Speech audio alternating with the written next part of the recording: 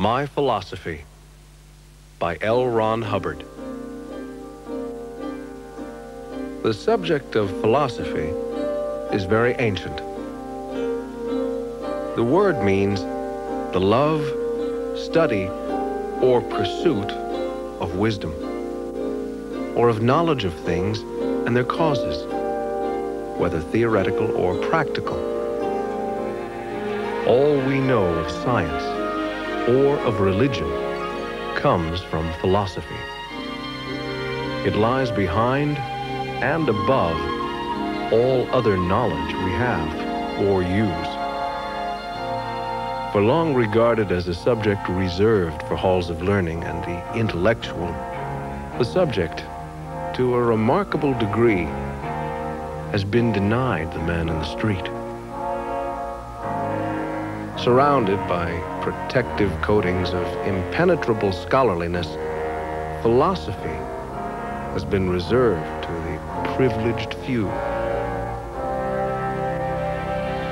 The first principle of my own philosophy is that wisdom is meant for anyone who wishes to reach for it. It is the servant of commoner and king alike, and should never be regarded with awe. Selfish scholars seldom forgive anyone who seeks to break down the walls of mystery and let the people in. Will Durant, the modern American philosopher, was relegated to the scrap heap by his fellow scholars when he wrote a popular book on the subject, The Outline of Philosophy. Thus, brickbats come the way of any who seek to bring wisdom to the people over the objections of the inner circle. The second principle of my own philosophy is that it must be capable of being applied. Learning locked in mildewed books is of little use to anyone, and therefore of no value unless it can be used. The third principle is that any philosophic knowledge is only valuable if it is true, or if it works. These three principles are so strange to the field of philosophy that I have given my philosophy a name: Scientology. This means only knowing how to know. A philosophy can only be a route to knowledge. It cannot be crammed down one's throat.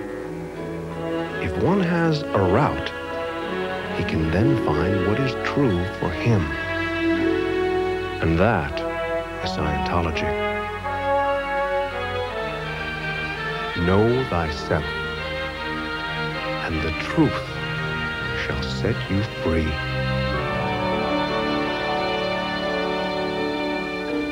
Therefore, in Scientology, we are not concerned with individual actions and differences. We are only concerned with how to show man how he can set himself free. This, of course, is not very popular with those who depend upon the slavery of others for their living or power.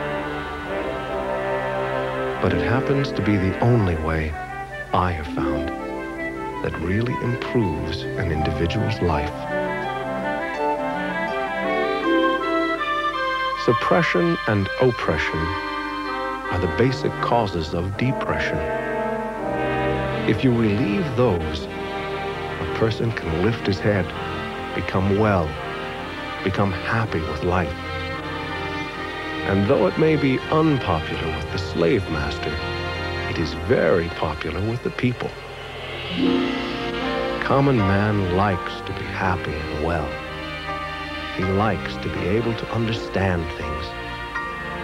And he knows his route to freedom lies through knowledge.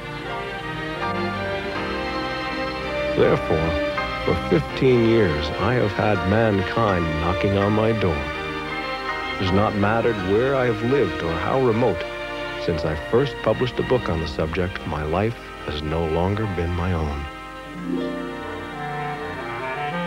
I like to help others and count it as my greatest pleasure in life to see a person free himself of the shadows which darken his days.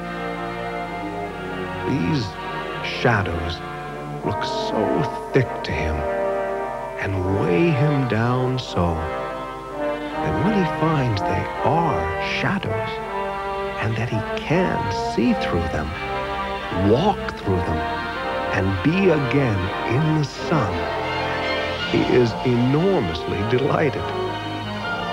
And I am afraid I am just as delighted as he is. I have seen much human misery. As a very young man, I wandered through Asia and saw the agony and misery of overpopulated and underdeveloped lands. I have seen people uncaring and stepping over dying men in the streets. I have seen children less than rags and bones. And amongst this poverty and degradation, I found holy places where wisdom was great, but where it was carefully hidden and given out only as superstition. Later, in Western universities, I saw man obsessed with materiality, and with all his cunning, I saw him hide what little wisdom he really had in forbidding halls and make it inaccessible to the common and less favored man.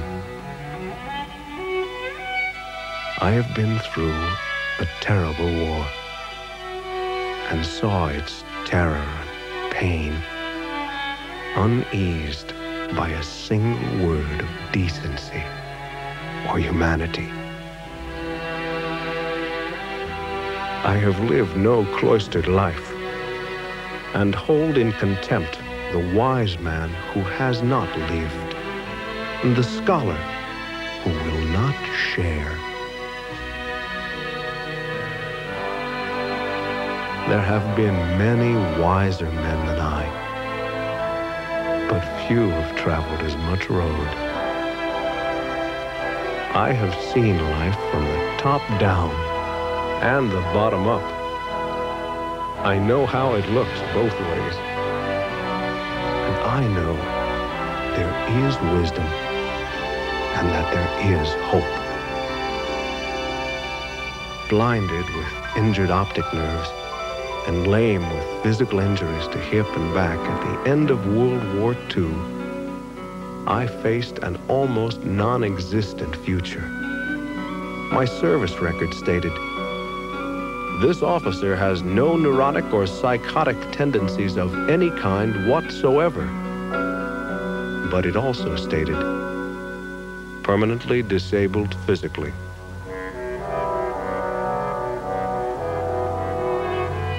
And so, there came a further blow.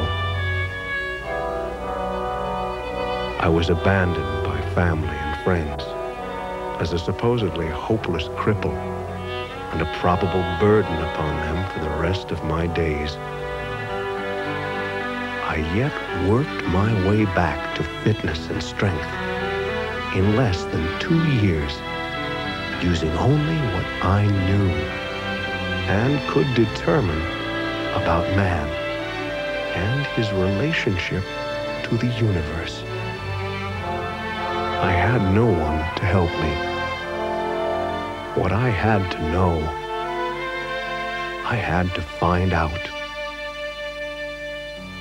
And it's quite a trick studying when you cannot see. I became used to being told it was all impossible, that there was no way, no hope. Yet I came to see again and walk again. And I built an entirely new life. It is a happy life, a busy one, and I hope a useful one. My only moments of sadness are those which come when bigoted men tell others all is bad, and there is no route anywhere, no hope anywhere, nothing but sadness and sameness and desolation, and that every effort to help others is false. I know it is not true. So, my own philosophy is that one should share what wisdom he has.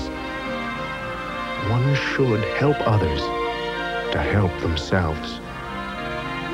And one should keep going, despite heavy weather, for there is always a calm ahead. One should also ignore catcalls from the selfish intellectual who cries, "Don't expose the mystery. Keep it all for ourselves. The people cannot understand." But as I have never seen wisdom do any good kept to oneself, and as I like to see others happy, and as I find the vast majority of the people can and do understand, I will keep on writing and working and teaching so long as I exist. For I know no man who has any monopoly upon the wisdom of this universe. It belongs to those who can use it to help themselves and others.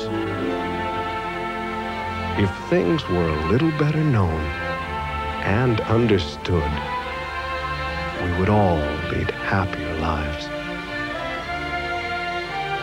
And there is a way to know them, and there is a way to freedom. The old must give way to the new. Falsehood must become exposed by truth. And truth, though thought, always in the end prevails.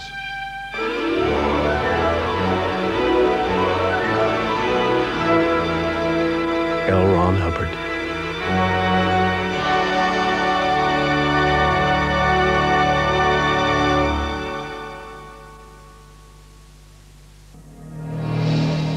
ל.רון הבלוג ראה עולם שבו יכול אדם להותיר מאחוריו את כל הבעיות והסבל ולזכות באושר של ממש.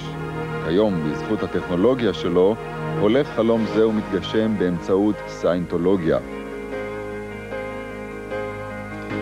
מאות רבות של ארגוני הסיינטולוגיה וקבוצותיה פזורים בכל 6 היבשות, מאנגליה ועד לטיואן, מארצות הברית ועד להודו.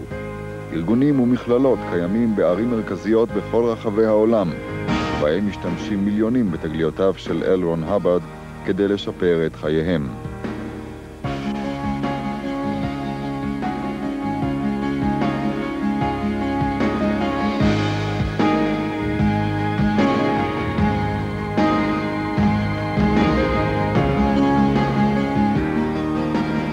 .530 כתביו שראו אור מקיפים למעלה מ-60 מיליון מילים, וביחד עם למעלה מ-6,000 הרצאות מוקלטות, נותנים את התשובות לחיים. כתביו מתורגמים כיום בלמעלה מ-20 שפות. ל.רון הבלוג רכש לו מעמד של מומחה בלמעלה מ-30 מקצועות. חוקר ארצות, טייס, רב חובל, איש מחקר, צלם, אך יותר מכל היה סופר.